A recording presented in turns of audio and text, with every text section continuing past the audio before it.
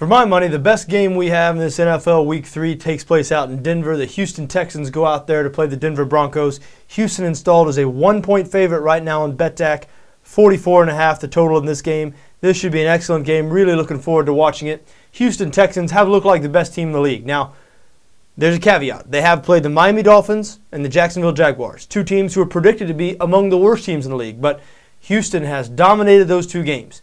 Beat Miami 30-10 in Week 1, then went to Jacksonville last week on the road, held the Jaguars to 117 yards. Not 117 yards passing or rushing, 117 yards of total offense. In the Jaguars' history, which involves some futility, they had never before only gained 117 yards of total offense in a game. So this Houston defense, despite losing Mario Williams to the Buffalo Bills, DeMeco Ryans to the Philadelphia Eagles, they appear to be better than ever before. Maybe the best defense in the league this year. Again, it's a little early to say that after they've only played Miami and Jacksonville. We'll find out a lot more about them this week when they go on the road to play Peyton Manning and the Denver Broncos. Now, after Week 1, we all thought, or I thought anyway, that Peyton Manning was Peyton Manning again, back to his old self. Sure looked great in beating the Pittsburgh Steelers. They scored in the last 4 possessions of that game. Really in the second half, looked like after Manning got his feet under him, Steelers defense just couldn't stop him. However, it was a different story last week for the Denver Broncos on the road in Atlanta. Manning threw 3 first-quarter interceptions, and it's not like, I know a lot of people are in the week, during the week, the media has been grilling Manning about these interceptions. You can tell he's tired of talking about them. He said, each turnover has his own story nobody wants to hear.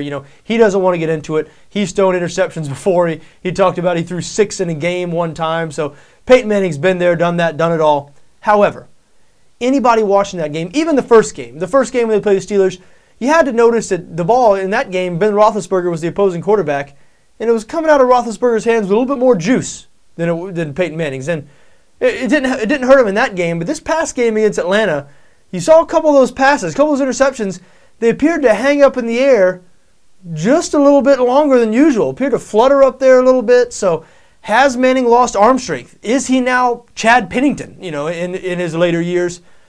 We'll see. Now, if he is, Denver is not going to be a playoff team because unlike Matt Schaub, who will be his counterpart this week, quarterback for the Houston Texans, Manning is not surrounded with A-level talent. I mean, he's got a running back in Willis McGahee who's past his prime, 2 young wide receivers, Eric Decker, Demaryius Thomas, who have some potential, but these guys haven't yet emerged as go-to type wide receivers or proven playmakers in the NFL. Matt Schaub, meanwhile, that Houston offense, they have maybe the best running back in the league in Arian Foster. They have maybe the best wide receiver in the league in Andre Johnson.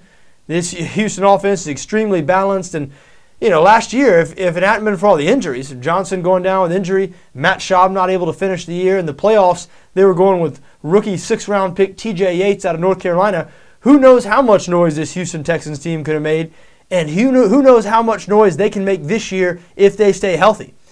Now, again, we'll find out a lot more after this week. Houston trying to go 3-0 for the first time in franchise history. That's never happened, but Houston's a young franchise. Lately, they've been accomplishing a lot of firsts. Last year, their first playoff win. Who knows? Maybe this year, their first AFC win. I don't want to be getting ahead of ourselves here. I know we're only in, this third week of the season, but the Texans have looked really, really good.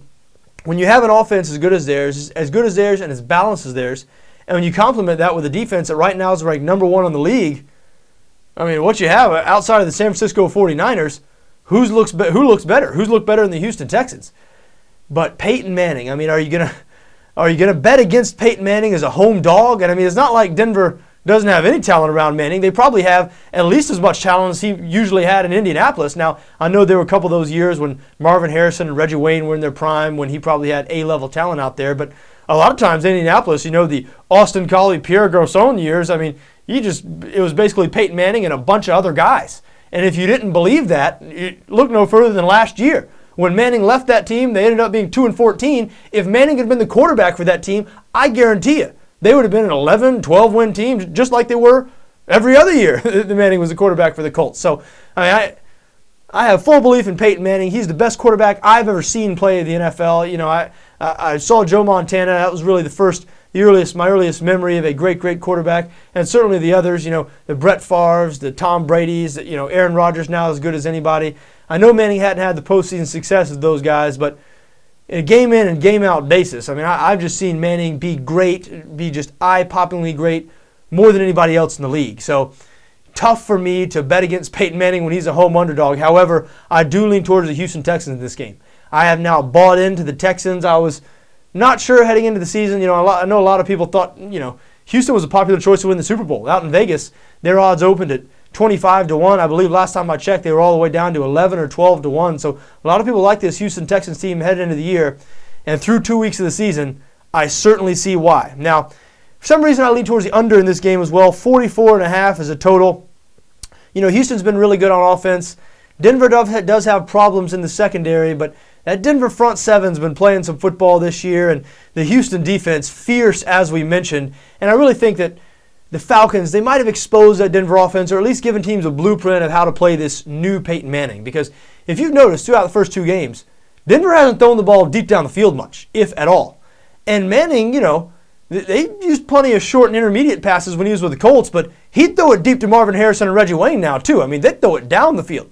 Haven't really done that at Denver, even though they got a receiver in Demaryius Thomas who can definitely get down the field. So the question has to be asked, can Manning throw it down the field? Is his arm to the point anymore where he can? Well, the Falcons seem to think he couldn't. They really challenged him, really crowded the line of scrimmage. Those cornerbacks crowded the Denver receivers.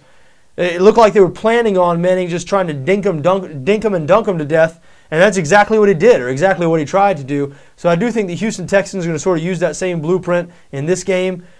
Peyton Manning has had problems in the past with Wade Phillips defenses. Wade Phillips, those 3-4 defenses, back when Phillips was the coordinator with the San Diego Chargers, when the Chargers they should have made the Super Bowl that one year when they lost that home game to the New England Patriots. San Diego was probably the best team in the league that year when Marty Schottenheimer was the coach.